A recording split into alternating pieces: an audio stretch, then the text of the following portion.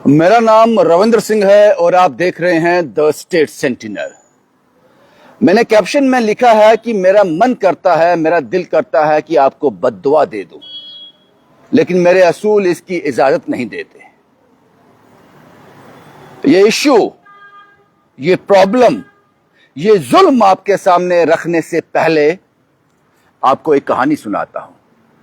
आज लगभग 1.5 महीना हो गया कारपेंटर मेरे घर में काम कर रहे हैं। अभी काम खत्म नहीं हुआ, 1 हफ्ते का काम बाकी है। वो कहते हैं घर जाना है साहब। वो यूपी के रहने वाले हैं। यूपी में मुझे नाम याद नहीं है एग्जैक्ट वो कहां रहते हैं। साहब घर जाना है। घर क्यों जाना है? एक का नाम है इकरार खान और एक का उमर। घर जाना है साहब। क्यों घर जाना है? काम तो खत्म नहीं हुआ अभी। साहब ईद आ गई, घर वाले इंतजार कर रहे होंगे, बच्चे इंतजार कर रहे होंगे, कुछ पैसे भी दे दो। मुझे बात समझने में 1 मिनट भी नहीं लगा। मेरा काम 10 दिन के बाद, 15 दिन के बाद कंप्लीट हो जाएगा। उनको पैसे भी मैं 10-15 दिन के बाद दे दूंगा, लेकिन उनको पैसे अभी चाहिए थे। ईद आ रही है। आज वो घर चले गए, काम बंद हो गया। आज मैंने उनको पैसे दे दिए जो उनका हक बनता था। क्या आपने दिए हैं? मैं एसपीओस की बात कर रहा हूं। आज 16 तारीख है। ईद कल है या परसों पता नहीं। क्या आपने एसपीओ की सैलरी रिलीज कर दी? मुझे लगता है कर दी होगी। यह जरूरी नहीं है कि ईद है इसलिए सैलरी रिलीज करनी थी 16 तारीख को या 15 तारीख को, ईद से 1 दिन पहले या 2 दिन पहले। आप एसपीओ की सैलरी की एक डेट मुकर्रर क्यों नहीं करते हो? आज 16 तारीख है और वो एसपीओ आज मेरे सामने रोया है फोन पर। वो यहां तक आ गया कि अगर मुझे अब सड़क पे भी आना चाहे तो मैं आ जाऊंगा। ये सैलरी अब लानत लगती है जो तड़प तड़प के दी जाती है और काम लिया जाता है अपनी मर्जी से, और सैलरी के लिए हमें तड़पना पड़ता है। हम बात कर रहे थे कि एसपीओ की सैलरी बढ़नी चाहिए। जिन्होंने सालों साल एसपीओ में गुजार दिए, मैक्सिमम सैलरी 18,000। हम उस पर बात कर रहे थे, इनकी सैलरी बढ़नी चाहिए। आप दे ही नहीं रहे हो। मेरा सवाल है सभी पुलिस डिपार्टमेंट से, ऑफिसर से लेकर कांस्टेबल तक जो परमानेंट है, आपको सैलरी मिल गई है? यकीनन हां। तो एसपीओ को क्यों नहीं? और यहां तक मेरी जानकारी है इनकी सैलरी जो है सेंटर रिलीज करता है। अगर आपको पुलिस को अपने अंडर रखने का शौक है तो साहब जो काम करते हैं उनको सैलरी भी दे दो। पुलिस के बड़े अफसर की सैलरी जो लाखों में होती है, एक हवलदार कांस्टेबल की सैलरी जो हजारों में होती है, 50,000 से ज्यादा होगी शायद कांस्टेबल की भी जो पुराना होगा, 50-60 हजार। एक एसपीओ की सैलरी जो 6,000, 10,000, 12,000, 15,000 और 18,000 के ब्रैकेट में है। आज 16 है, अभी तक सैलरी नहीं दी आपने। मैंने इकरार खान और उमर को पैसे देकर घर भेज दिया मुजफ्फरनगर ईद मनाने के लिए। इसलिए मैंने कहा कि आपको बद्दुआ देने का मन करता है, लेकिन मेरे असूल इसकी इजाजत नहीं लेते। प्रॉब्लम कोई भी हो आपकी, वो आपकी प्रॉब्लम है। उसका घर इसी 5, 10, 12, 15 और 18,000 से चलता है। स्कूल की फीस 1 दिन लेट हो जाए तो उसको नाम शक्ल दे दी जाता है, नाम दे दी जाता है लेट फी। तो ठीक है साहब, एसपीओ की सैलरी का एक डे मुकर्रर कर दो। 5 तारीख को सैलरी आएगी, 10 तारीख को सैलरी आएगी ही आएगी। अगर आप 10 तारीख को सैलरी नहीं दे पाते उस तयशुदा डेट में, तो आपको रोज का उस एसपीओ को जब भी सैलरी रिलीज करोगे फाइन देना पड़ेगा, कम से कम रोज का 500 रुपए। आपको लगना चाहिए ये लेट चार्ज। आपको लगता है एसपीओ 6,000, 10,000, 12,000, 15,000, 18,000 पूरा इसी पर डिपेंड करता है, और 10 से 12-15 घंटे ड्यूटी आप उससे लेते हो, कोई और काम नहीं करता। ये किसके भरोसे छोड़ दिया आपने उसको?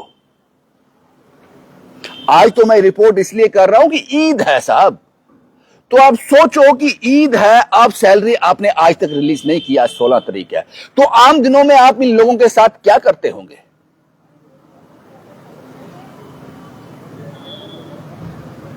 हम कहते हैं एसपीओ को पक्का करो, इनको एब्जॉर्ब करो।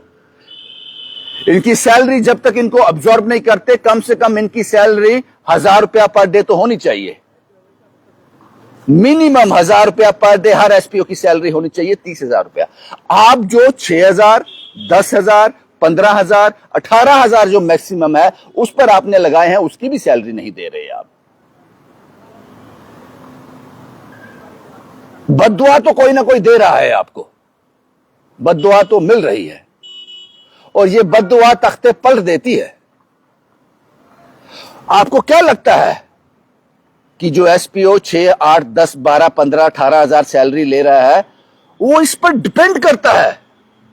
उसका राशन, इस सैलरी आएगी तो आएगा, बच्चे की स्कूल फीस, ट्यूशन, बूढ़े मां बाप की दवाई, घर का किराया, ट्रांसपोर्ट का किराया, आने जाने का किराया, आपकी ड्यूटी पे आने से घर जाने तक का किराया, वो सब कुछ इस पर डिपेंड करता है। उसका मोबाइल रिचार्ज तक इस पर डिपेंड करता है। इन 6,000 से 18,000 की ब्रैकेट में जो सैलरी है, आज 16 हो गई, आपने सैलरी रिलीज नहीं की।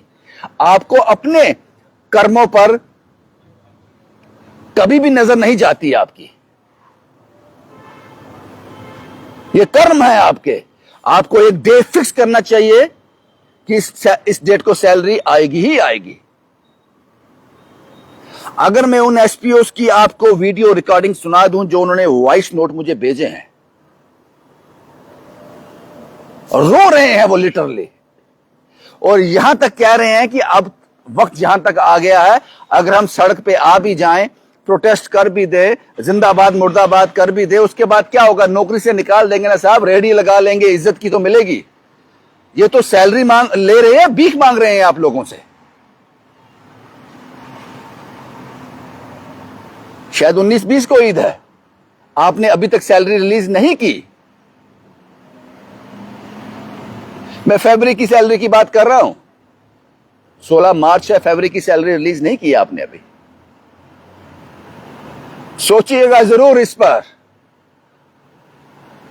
क्योंकि मैं तो कंट्रोल कर लूंगा, मेरे असूल नहीं कहते मैं आपको बद्दुआ दूं, क्योंकि मेरा एथिक्स ये नहीं कहते, लेकिन जो लोग इसको भोग रहे हैं, अपने बच्चों को देख रहे हैं, अपने बूढ़े मां बाप को देख रहे हैं, उनकी स्कूल की फीस को देख रहे हैं, एडमिशन फीस को देख रहे हैं, जो आपने बर कर लगाई हुई है, उनके मुंह से बद्दुआ जरूर निकल रही होगी आपके लिए। और मेरा सवाल यह है कि पुलिस का सबसे सीनियर ऑफिसर और पुलिस का सबसे बेस कांस्टेबल जो होता है, जो परमानेंट है, आपको सैलरी मिल गई, खुश है आप, आपके बच्चे खुश हैं, एसपीओ खुश नहीं है। और यहां तक मेरी जानकारी है, ये एलजी प्रशासन सेंटर से इनकी सैलरी रिलीज होती है। अगर आपको पुलिस को अपने अंडर रखने का इतना ही शौक है तो उनकी सैलरी वक्त पे दे दीजिए, ये गुजारिश है आप लोगों से। बद्दुआएं बहुत सी निकल रही हैं, और ये बद्दुआएं कब्र तक पीछा करती हैं। गरीब की बद्दुआ बहुत दूर तक पीछा करती है, इसलिए इनको नजरअंदाज मत करो।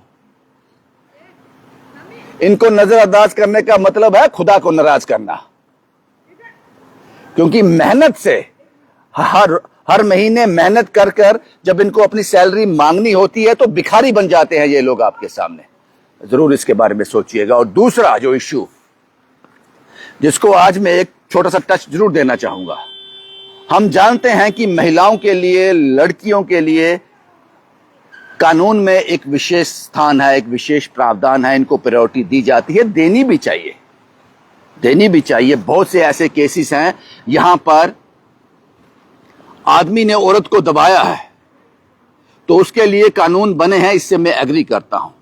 लेकिन आजकल मैं सड़क में, ट्रेन में, बसेस में जो देख रहा हूं वो आपके साथ साझा करना जरूरी है। रेल में आपने एक देखा होगा, एक महिला जो है एक आदमी से बुरी तरह से बात कर रही थी, वो उसको अवॉइड कर रहा था, उसको छोड़ो जाने दो कह रहा था, एक सीट को लेकर झगड़ा हो रहा था। एट द लास्ट उस आदमी ने महिला पर हाथ उठाया और बुरी तरह से उठाया, क्योंकि उसने मजबूर कर दिया था। वो वीडियो देखा, उसके बाद एक और वीडियो मैंने देखा, ये कल की बात है, शायद दिल्ली का वीडियो था। उसमें एक महिला से हल्का सा मोटरसाइकिल टच हो जाता है, उसका स्टीयरिंग, और उसके पीछे पड़ जाती है, उसका मोटरसाइकिल गिरा देती है और लास्ट में उसको चांटा मारती है।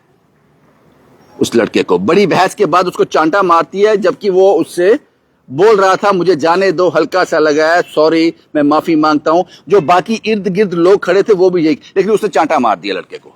फिर लड़के ने 8-10 मारे। अब जम्मू की बात करते हैं।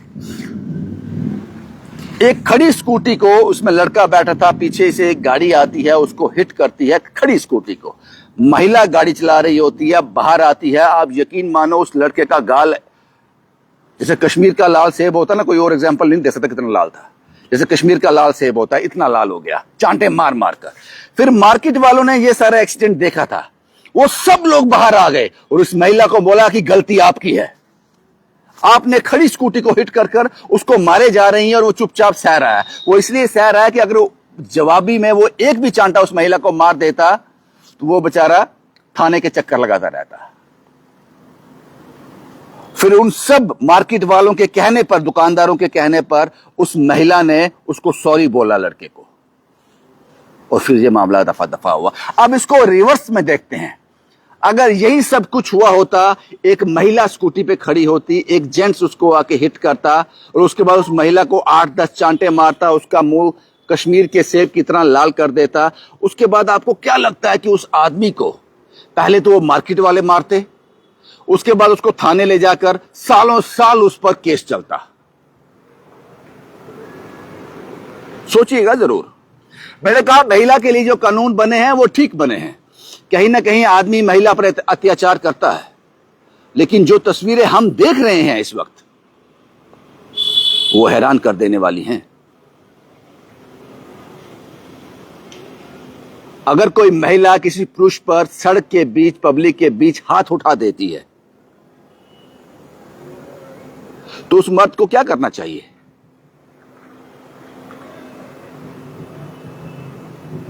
या एक मर्द औरत पे हाथ उठा देता है, उस मर्द के लिए क्या सजा है कानून के दायरे में? वही सजा औरत के लिए भी होनी चाहिए।